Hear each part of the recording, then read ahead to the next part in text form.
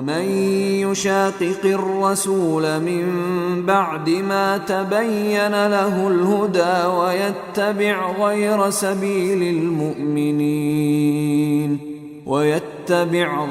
سبيل المؤمنين نوله ما تولى ونصله جهنم وساءت مصيرا۔ السلام علیکم ورحمۃ اللہ وبرکاتہ۔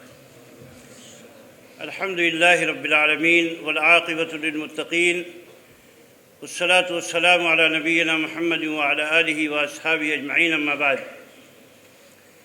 صدر مجلس اور اس پورے تدریبیہ کے مشرف اعلیٰ جناب مولانا عبدالسلام صاحب سلفی حفظہ اللہ، اور یہاں تشریف فرما سبھی معزز و مکرم خطبہ و محاضرین اور معزز ائمہ و دعات اور سبھی حاضرین مجلس،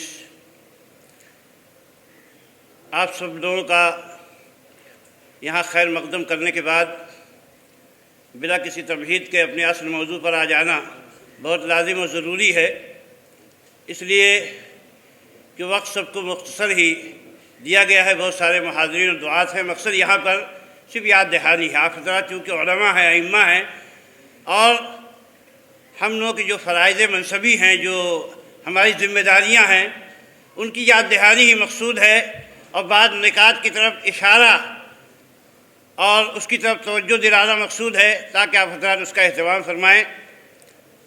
محترم حضرات، یہ سب کو معلوم ہے کہ سلفی سلف کی طرف منسوب ہے، اور سلف کا ڈیفینیشن خیر الناس قرنی ثم الذین یلونہم ثم الذین یلونہم، صحابہ، تابعین اور تبع تابعین۔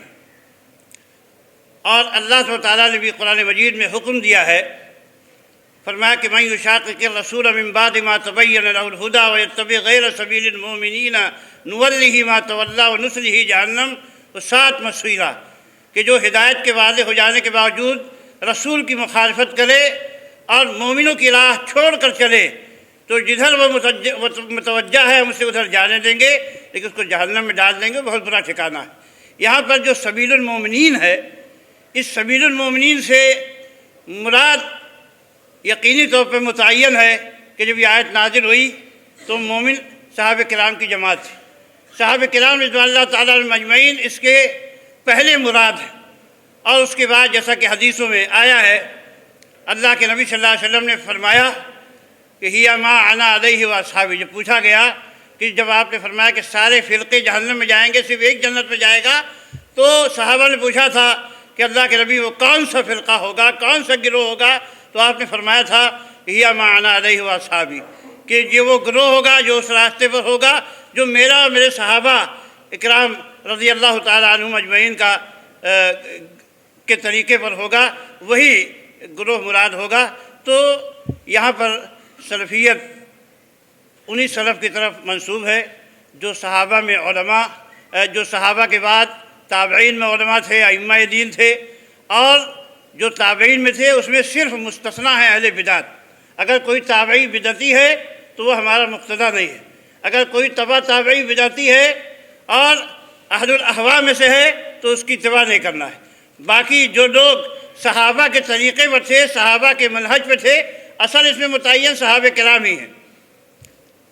اللہ کے نبی صلی اللہ علیہ وسلم نے یہ بات واضح کر دی تھی کہ امت ہمیشہ اسی حال پہ نہیں رہے گی جیسے آج ہدایت پر ہے، جیسے آج کتاب و سنت سے جڑی ہوئی ہے، بلکہ اس امت میں اختلافات پیدا ہوں گے، اس امت میں بدعتیں پیدا ہوں گی، یہ امت فرقوں میں بٹ جائے گی، اور نجات کا راستہ یہ ہوگا کہ لوگ جو صحابہ کا طریقہ ہے اس طریقے پر قائم ہو جائیں۔ علیکم بسنتی و سنت الخلفاء الراشدین، کہ میری سنت پر اور خلفائے راشدین کی سنت پر آ جائیں، یا اعلیٰ مثل ما انا علیہ واصحابی کے طریقے پر آ جائیں۔ تو اللہ کے نبی صلی اللہ علیہ وسلم نے جیسا کہ خبر دی تھی، ویسے ہی یہ امت تقسیم ہو گئی، 73 فرقوں میں بٹ گئی، اور ہر فرقہ اپنے آپ کے اہل حق ہونے کا مدعی ہے کہ ہم ہی حق پر ہیں، ہم ہی صحیح راستے پر ہیں۔ تو ایسے میں ضرورت اس بات کی پڑی کہ اس فرقے کو ممتاز کیا جائے، اس کو واضح کیا جائے کہ جو واقعی اللہ کے نبی صلی اللہ علیہ وسلم کے طریقے پر ہے، اور جس کے بارے میں اللہ کے نبی صلی اللہ علیہ وسلم فرمایا کہ لا تزال طائفۃ من امتی ظاہرین علی الحق، کہ میری امت کا ایک گروہ ہمیشہ حق کی بنیاد پہ غالب رہے گا، جس کو طائفہ منصورہ اور فرقہ ناجیہ کہا جاتا۔ اس گروہ کو اس کے منہج سے پہچانا جائے گا، اس کے اصولوں سے پہچانا جائے گا۔ دنیا میں سبھی تنظیمیں اس بات کا دعویٰ کرتی ہیں کہ وہ قرآن و سنت کے راستے پر ہیں،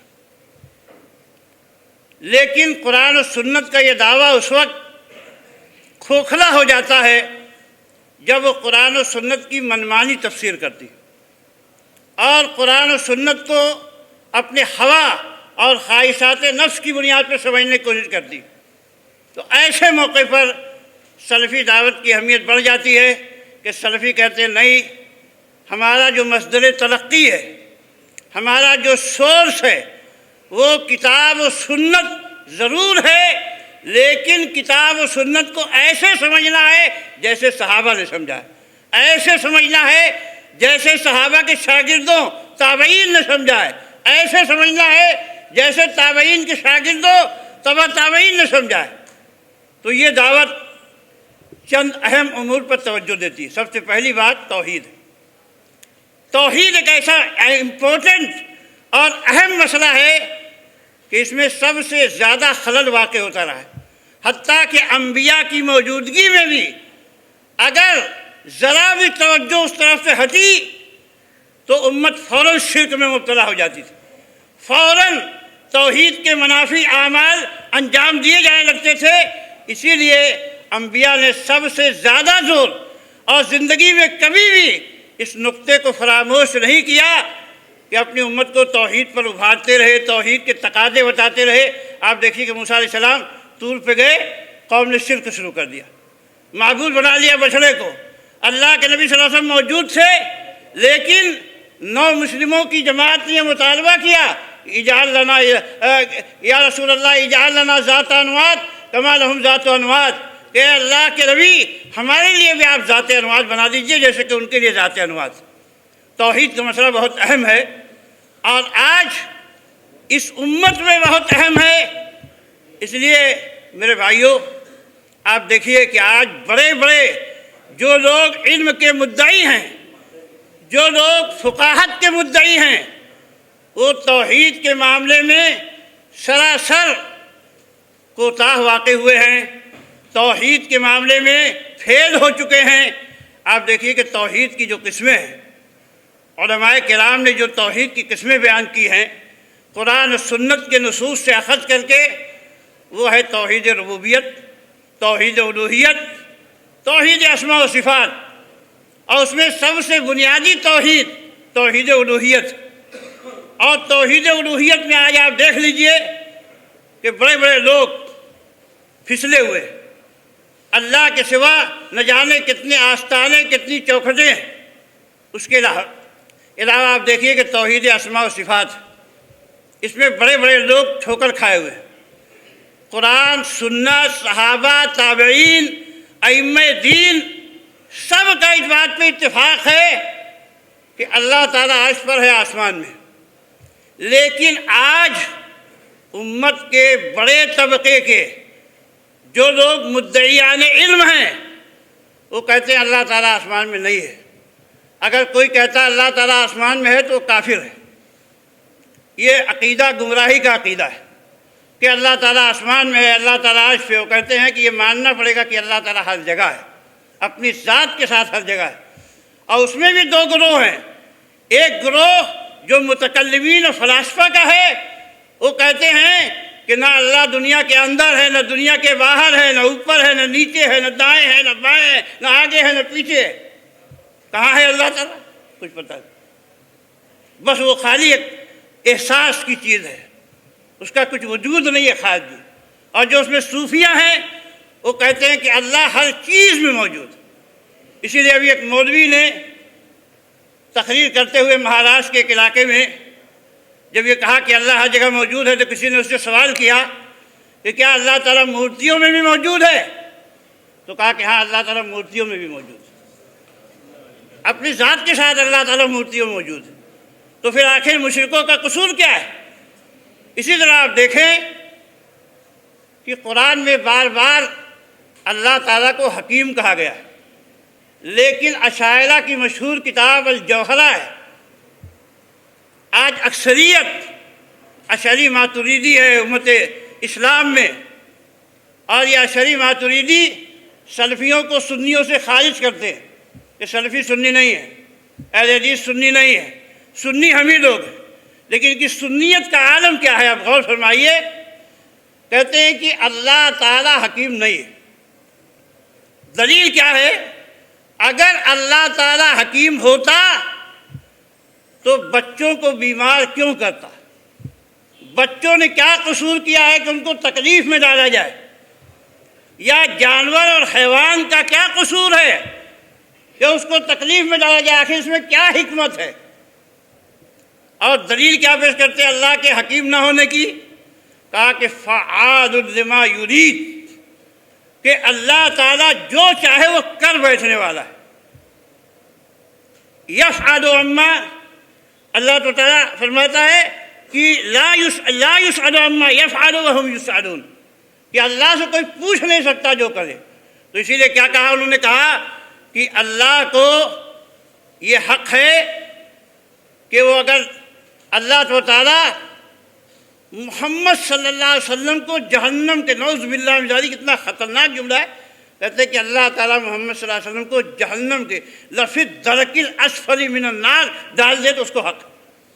اور کہا کہ ابلیس کو اس مقام پہ جس میں اللہ کے نبی نے فرمایا ارجو ان اکون منہم، ارجو ان اکون انا، کہ میں اس کا مستحق ہوں مقام محمود کا، مجھے اللہ سے امید ہے، تو کہتے ہیں کہ ابلیس کو اگر چاہے تو وہاں بیٹھا دے، اس لیے کہ فعال لما یرید ہے۔ نعوذ باللہ من ذالک، گویا اللہ تعالیٰ ڈکٹیٹر ہے، جابر ہے، اس کے ہاں عدل کا کوئی معاملہ نہیں ہے۔ قرآن کی آیت کو نظر انداز کر دیا، افنجعل المسلمین کالمجرمین ما لکم کیف تحکمون، کیا ہم مسلمانوں مجرموں کو برابر کر دیں گے؟ تمہیں کیا ہو گیا، کیسے فیصلے کر رہے ہو؟ ایسے بہت ساری مثالیں ہیں کہ انہوں نے اللہ کی صفات میں الحاد کیا اور اللہ کی بہت ساری صفتوں کا انکار کیا، اور توحید الوہیت میں بھی بہت بڑا خلل پیدا کیا۔ تو اسی لیے سلفی دعوت بنیادی طور پر توحید کو سمجھنے، سمجھانے، اس کے تقاضوں کو جاننے کی دعوت دیتی ہے اور ہمیشہ اس پہ زور دیتی۔ دوسرا مسئلہ جو ہے وہ اتباع کا ہے۔ اتباع کا حق صرف اور صرف اللہ کا، رسول کا۔ اللہ تعالیٰ نے حکم اس بات کا دیا کہ بات صرف اللہ رسول کی مانی جائے، اور باقی جس کی بات مانی جائے وہ جب اللہ رسول کی بات کے تابع ہو تب مانی جائے، اور اگر اللہ رسول کی بات کے تابع نہیں ہے تو نہیں ماننا چاہیے اس کو۔ لیکن امت نے اس فیصلے کو بھی کالعدم قرار دے دیا، نعوذ باللہ من ذالک، عملی طور پہ۔ وہ کیا کہتے ہیں؟ فلعنت ربنا اعداد رمل علی من رد قول ابی حنیفہ، کہ اللہ کی لعنت ہو ریت کے ذرات کے برابر جو ابو حنیفہ کے قول کو رد کر دے۔ یا یہ کہتے ہیں کہ ہمارے مسلک کے خلاف جو بھی آیت ہوگی وہ یا تو تعویل کر دی جائے گی، اس کا معنی بدل دیا جائے گا، یا اس کو منسوخ کر دیا جائے گا۔ اسی لیے جب آپ دیکھو کوئی آیت پیش کرو کہ منسوخ ہو چکی، اور کہا اسی طرح حدیث بھی، یہ حدیث ہے وہ منسوخ ہو چکی، ختم ہو گئی، یا ہمارے علماء نے کہا وہ اس کو جانتے ہیں، اس کا معنی دوسرا ہے۔ تو سلفی دعوت اس بات پہ زور دیتی ہے کہ نہیں، اللہ رسول کی اتباع، پیروی، اسی کا حکم اللہ تعالیٰ نے دیا ہے۔ وَيُسَلِّمُ تسلیمہ کا حکم دیا ہے۔ مَا كَانَ لِمُؤْمِنٍ وَلَا مُؤْمِنَةٍ إِذَا قَضَى اللَّهُ وَرَسُولُهُ أَن يَكُونَ لَهُمُ الْخِيَرَةُ مِنْ أَمْرِهِمْ۔ یہ دوسری چیز ہے جس پہ سلفی دعوت پوری قوت کے ساتھ اپنا زور صرف کرتی۔ اور تیسری بات جو ہے وہ ہے تزکیہ، کہ اپنے آپ کو پاک و صاف کرنے کے لیے کون سا راستہ اختیار کیا جائے۔ اس کے لیے اسلام نے یہی راستہ بتایا ہے کہ آدمی اللہ سے ڈرے، کتاب و سنت کے طریقے پہ چلے، نفلی عبادتوں پہ زور صرف کرے، اور جن باتوں کی ترغیب اسلام نے دی ہے اس پہ عمل کرے، وہ کافی ہے، بس اسی سے اس کا تزکیہ ہو جائے گا۔ لیکن امت میں ایک طبقہ ایسا ہے، بہت بڑا طبقہ ہے، وہ کہتا نہیں، ہمارے بزرگوں نے جو وظیفے بتائے، ہمارے بزرگوں نے جو طور طریقے اپنے آپ کو پاک صاف کرنے کے بتائے، کوئی کہتا ہے کہ ایک پاؤں پہ کھڑے ہو کر 40 دن تک فلاں وظیفے کا ورد کرو، کوئی کہتا کنویں میں لٹک کے اللہ کا وظیفہ پڑھو، کوئی کہتا ہے کہ پہلے لا لا لا لا 1000 بار کہو، پھر اللہ اللہ اللہ 1000 بار کہو، پھر اس کے بعد اللہ اللہ 1000 بار کہو، تو اس سے جو ہے تزکیہ و پاکی ہوگی۔ تو سوال اس بات کا یہ ہے کہ کیا اللہ کے نبی صلی اللہ علیہ وسلم کو یہ نسخہ نہیں معلوم تھا، یا صحابہ کرام کو یہ نسخہ نہیں معلوم تھا؟ جب اس بات پر امت متفق ہے کہ امت کے سب سے افضل لوگ صحابہ کرام تھے، تو جو باتیں سب سے افضل لوگوں کو نہیں معلوم ہوئی وہ مفضول لوگوں کو کیسے معلوم ہوگی؟ اور کیا اللہ تعالیٰ نے قرآن مجید میں یہ نہیں فرمایا کہ الیوم اکملت لکم دینکم واتممت علیکم نعمتی ورضیت لکم الاسلام دینا؟ اللہ تعالیٰ فرماتا ہم نے دین مکمل کر دیا۔ جب تزکیہ کا طریقہ ہی نہیں بتایا اللہ تعالیٰ نے، دین کہاں سے مکمل ہوا؟ کیسے دین مکمل ہوا؟ جب یہاں اخلاق نہیں ہوگا، جب تہذیب نہیں ہوگی، جب کلچر نہیں ہوگا، تو دین کیسے مکمل ہوگا؟ دین کے مکمل ہونے کا مطلب یہ ہے کہ ہر بات جو مسلمان کے لیے لازمی اور ضروری ہے، جو اس کی تعمیر کے لیے، ترقی کے لیے، اس کی کامیابی کے لیے، اس کی نجات کے لیے، وہ سب باتیں اللہ تعالیٰ نے بتا دی ہے، کامل کر دی ہے۔ تیسری بات میرے بھائی، آج اس دنیا میں جو لہریں ہیں وہ 3 طرح کی لہریں۔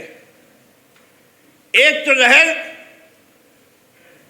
الحمدللہ سلفیت کی ہے، جو اصلی اور دائمی ہے، جو کبھی ختم نہیں ہونے والی۔ اللہ کے نبی صلی اللہ علیہ وسلم سے لے کے جب تک آخری مسلمان باقی رہے گا یہ لہر رہے گی۔